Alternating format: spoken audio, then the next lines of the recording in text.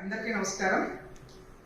కవితకు బెయిల్ వచ్చింది, అది అందరికి తెలిసినటువంటి విషయమే. బెయిల్ ఇవాళ వస్తుందని చెప్పేసి, ఎందుకనంటే మేము మొదటి నుంచి చెప్తా ఉన్నాం, కాంగ్రెస్ పార్టీ నుంచి బీఆర్ఎస్ బీజేపీ వేరు కాదు, రెండు కూడా ఒకటే అని చెప్పారు.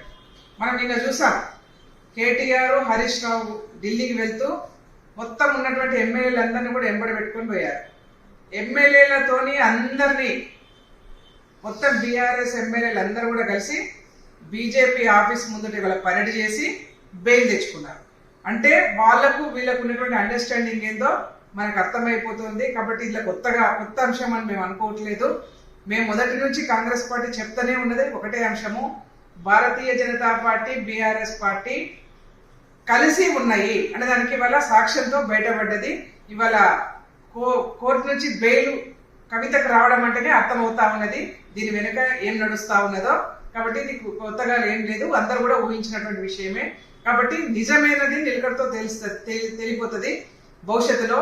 ఇవాళ తెలంగాణ రాష్ట్రంలో ఒక మహిళ లిక్కర్ స్కామ్ లో అరెస్ట్ అయ్యి జైలుకు పోయిందంటేనే తెలంగాణ రాష్ట్రం ఒక మచ్చలాగా మిగిలిపోయినటువంటి అంశం ఇది. తెలంగాణ రాష్ట్రంలో ఉన్నటువంటి మహిళల యొక్క గౌరవాన్ని తగ్గించినటువంటి అంశం ఇది.